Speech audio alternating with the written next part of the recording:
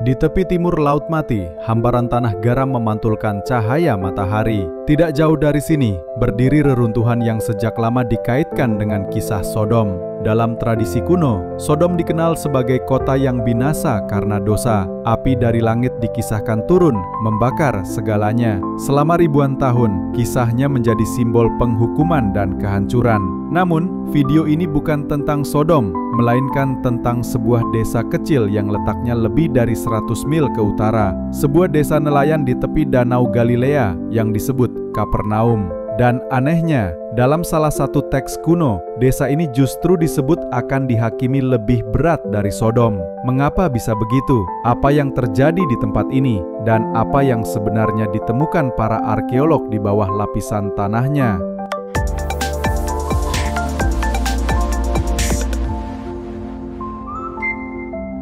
Di tepi utara Danau Galilea, sekitar 2 jam perjalanan dari Nazaret modern, terdapat sebuah situs kuno bernama Tel Hum. Para peneliti meyakini inilah lokasi dari Kapernaum atau Kefarnahum, yang dalam bahasa Ibrani berarti desa penghiburan. Identifikasi ini pertama kali dilakukan pada abad ke-19 oleh penjelajah Inggris Charles Wilson yang menemukan reruntuhan besar di pinggir danau. Sejak saat itu, nama Tel Hum melekat dengan Kapernaum, dan hingga kini situs ini diakui luas oleh para arkeolog Israel dan Vatikan. Namun seperti banyak situs kuno lainnya, selalu ada ruang untuk perdebatan ilmiah. Arkeologi tidak pernah hitam putih. Ia tumbuh bersama bukti, dan bukti itu bisa berubah seiring waktu.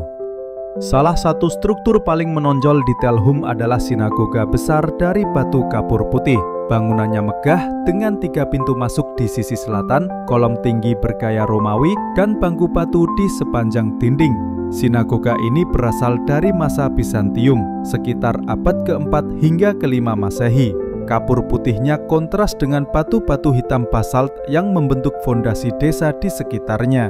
Namun yang menarik bukan hanya apa yang terlihat, melainkan apa yang ada di bawahnya.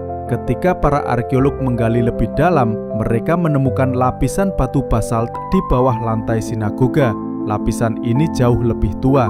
Berdasarkan temuan koin dan pecahan tembikar, banyak peneliti menafsirkan bahwa lapisan ini adalah sisa sinagoga sebelumnya, mungkin dari abad pertama Masehi, periode yang sejajar dengan masa Yesus mengajar di Galilea. Namun tidak semua sepakat.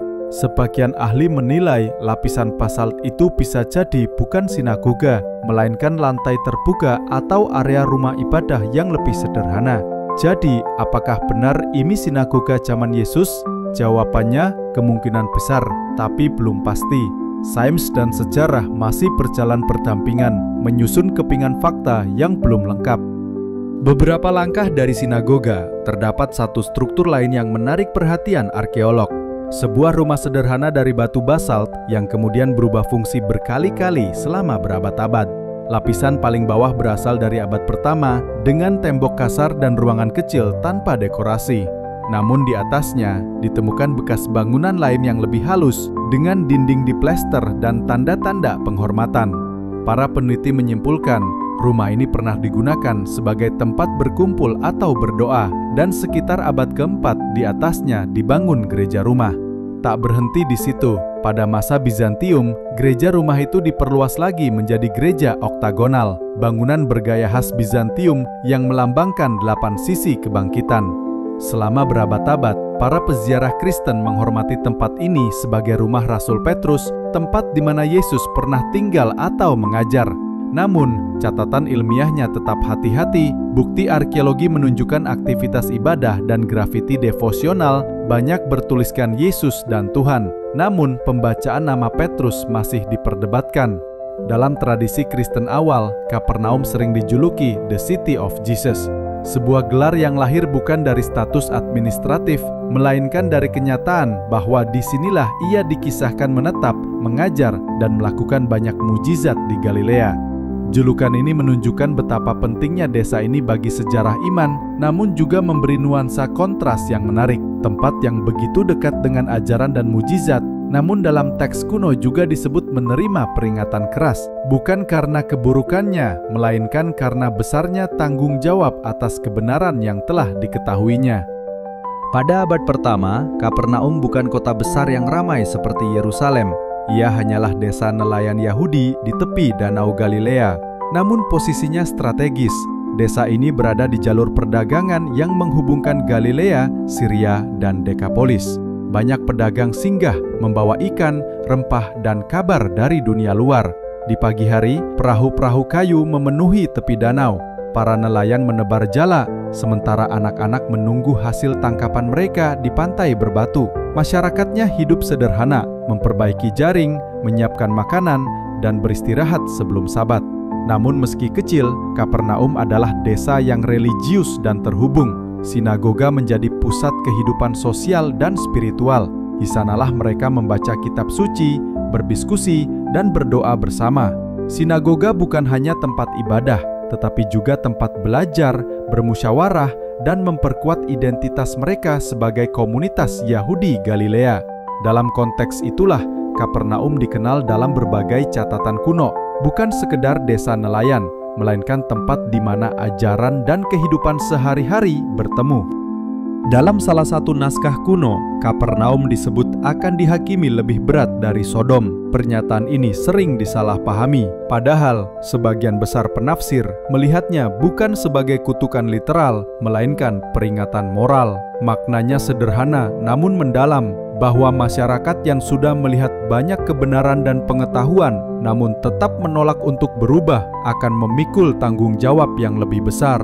Konteksnya bukan penghukuman, tetapi refleksi tentang tanggung jawab spiritual. Dan dalam hal ini, Kapernaum, kota Yesus, menjadi simbol yang kuat, sebuah tempat yang begitu dekat dengan cahaya, namun justru menunjukkan betapa mudah manusia terlalu terbiasa dengan kebenaran di hadapannya. Dan dari sudut pandang sejarah, pesan ini terasa universal. Pengetahuan tanpa pemahaman tidak akan membawa arti apa-apa. Ekskavasi besar di Kapernaum dilakukan antara tahun 1968 hingga 1980-an, dipimpin oleh arkeolog Virgilio Corbo dan timnya. Mereka bekerja di bawah terik matahari Galilea, menggali rumah demi rumah, lapisan demi lapisan.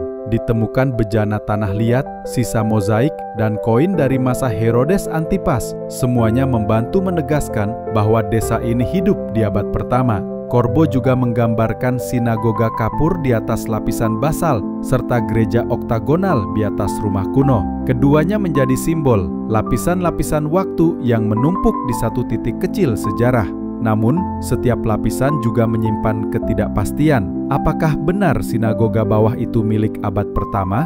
Apakah rumah itu benar rumah Petrus? Tak ada yang bisa memastikan. Yang bisa kita lakukan hanyalah membaca jejaknya, seperti menafsirkan potongan mozaik yang belum lengkap. Hari ini Kapernaum sunyi, hanya suara angin, langkah wisatawan, dan desiran ombak di tepi danau. Namun dari sinagoga putih yang megah hingga batu-batu hitam yang tersembunyi di bawahnya, Kapernaum menyimpan pesan abadi bahwa pengetahuan tanpa pemahaman dan kekaguman tanpa perubahan tidak akan berarti apa-apa. Tempat ini mengingatkan kita bahwa kedekatan dengan kebenaran tidak menjamin penerimaan. Dan kadang yang paling dekat justru yang paling sulit melihat dengan jelas. Mungkin itu sebabnya Kapernaum disebut akan dihakimi lebih berat dari Sodom. Bukan karena dosanya lebih besar, tetapi karena kesempatannya lebih besar, namun dibiarkan berlalu begitu saja. Kapernaum, desa kecil yang menjadi saksi bagaimana sejarah, arkeologi, dan keimanan bertemu di satu titik. Dan setiap batu di sini mengajarkan kita hal yang sama, bahwa memahami masa lalu adalah langkah pertama untuk tidak mengulanginya. Namun, di tengah semua pengetahuan yang kita miliki hari ini, sudahkah kita benar-benar belajar darinya? Bagaimana menurutmu? Tulis pendapatmu di kolom komentar. Jangan lupa like dan subscribe untuk konten menarik lainnya.